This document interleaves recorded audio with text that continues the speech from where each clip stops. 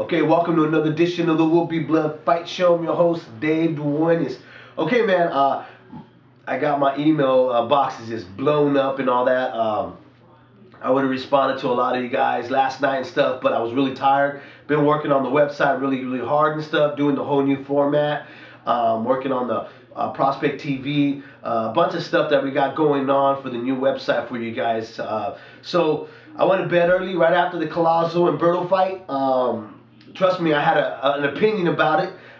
So let's just get down straight into it. Let's kind of break down what happened with this fight. First off, COLLAZO came in looking, superb. He looked strong. He looked ready. The dude looked like he was ready to go to war. Okay, like I said before, this was a tough veteran guy. This guy's not a pushover, man. He's a strong, tough Puerto Rican fighter. Okay, this guy has a lot of heart. Comes to fight every time, in and out. He did it with Shane, and he did it against Hatton.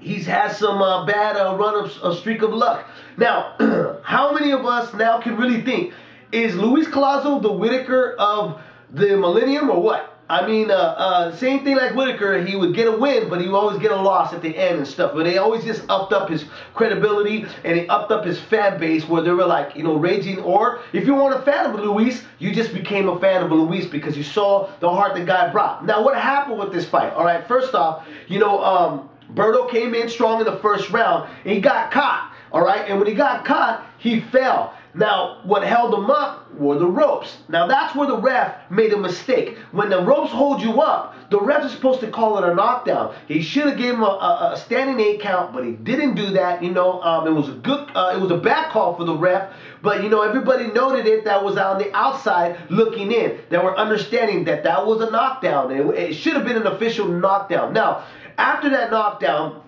you could tell that BERTO was hurt. You could see that the left style, the conventional stance, was really kind of confusing BERTO. Now, I did ask him in the interview if there was any concerns about headbutts, and he said not really, they were working on it. Well, he should have had concerns because there was a lot of headbutts in this fight, okay? COLLAZO just seemed to work him. He was, landing everything. Another thing, too, is in my prediction, I had to say COLLAZO should really try to fight in the outside. Don't go in the inside because that would be more of a BERTO's game. But it turned out to be the opposite way, okay? It turned out to be the inside fighting was COLLAZO's game, and the outside fighting was more suited for BERTO. Now, this is the problem that I think that I had with the fight. The problem was that COLLAZO came with one game plan. He didn't have 2 game plans, okay? Meaning that he turned out to be the much stronger man in the inside. But when he saw that, BERTO was having success in the outside, he should have switched it up and have a second game plan, which is try to outbox him the inside or cut that ring off and then close the distance so that he could have that success that he was having earlier in the inside. Now, BERTO had a game plan from 1 and 2. Inside didn't work out, he went in game plan 2. Box outside. He was working the body, he was working his jab. There's one thing about BERTO's jab that I didn't like for him to see him do. When he was up right here, instead of just sticking it just straight from the shoulder, what he was doing is he was putting it back on his chest, laying it, and that could be from being fatigued and all that, laying it here, and then slapping it out like that.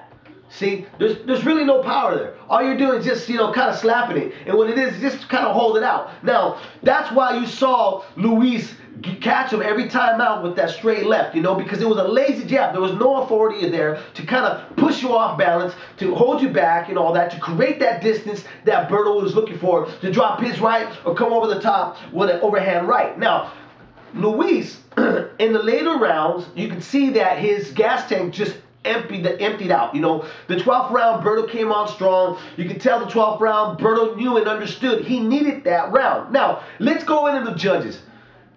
Judges, first off, the old saying is don't leave it in the ring, okay? And that's exactly what BERTO's camp should have told him. Don't leave this fight in the ring. Go out there, beat this man, beat him, beat him. He had the face of discouragement. He had a face of getting hit a lot. You can see both men were tired, and both men really had the face of they already walked in a war, okay? It was a battle. Now, a lot of times these judges score shots when they look faster, cleaner, and they're landing. They don't really score the little shoe shine shots when you're here and you're just doing this and you're going on top really quick. I don't know why they don't do that, but Luis was having a lot of success and he was landing a lot of shots.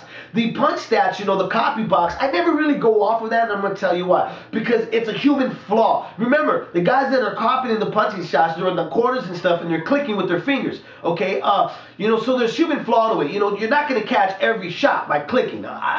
Sometimes, I'm there, and I'm trying to count the punches and stuff, but I get so caught up with the fight that I even forget to start, I forget to count, okay? So that's that. Now, Letterman. Let's go into Letterman.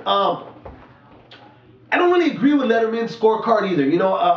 I respect Letterman, but honestly, I think Letterman's a little too old now. I think he needs to retire. He needs to give it up. Give it to a younger guy to start scoring the cards and stuff. Yeah, did Luis COLLAZO win? I think it depends on the fan himself. I thought it was a very close fight. It was a 14-13. It could have went either way. It's a debatable fight. You can sit there and you can argue. But I will point this, okay?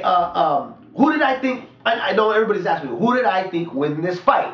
Honestly, I need to watch the fight again. Me personally, after watching it last night, I walked away saying, well, he edged it. He edged it just by a margin to get over Luis. But rethinking it again, I'm thinking, well, shit, what did I watch? Okay, possibility didn't Luis edge it? See, that's a fight that I really liked. The point is that Blood is going to be interviewing him this week. Okay, so if you have questions for for Andre Berto, shoot him down, get him down there, and so that we can get all these questions answered. Be respectable, obviously, because you're giving us the opportunity to get an interview with him. Okay, and tell me how you feel about this fight. I know a lot of guys are saying, this is what ruins boxing. This is what this and that. This is what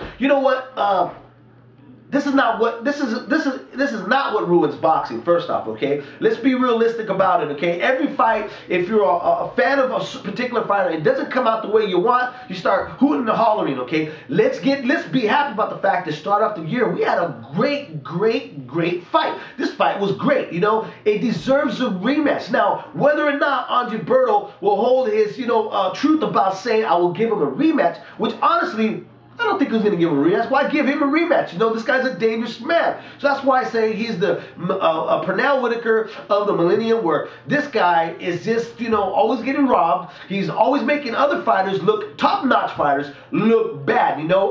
Luis COLLAZO came out, did a fantastic job. I got to applaud him. He looked great. He looked strong. He looked determined. But unfortunately for the championship rounds, it kind of fell apart. He didn't turn it on when he needed to turn it on. The 12th round was a big telling on that, where Berto did turn it on. Now, Berto really needs to go back and reestablish himself and start to do a little bit more homework on his boxing and stuff. But like I said, he did have a game, a plan A and B plan, stepping in the ring against Luis COLLAZO. Okay, but in my interview, I asked him, a lot of questions about Luis COLLAZO. Being one was the head punch. He said he had no concerns. Anytime you step into the ring with an orthodox fighter, with a conventional fighter, a southpaw, you always got to have concerns. Number two, Berto did not look like he knew how to handle a southpaw fighter. Look at his feet. He did the same mistake that Oscar De La Hoya did against Manny Pacquiao, which is put his leading foot in between the conventional fighter's feet. You don't do that. What you do is you end up closing the distance. You always try to work with this foot being the outside of the foot, so your right hand is the closing of the distance.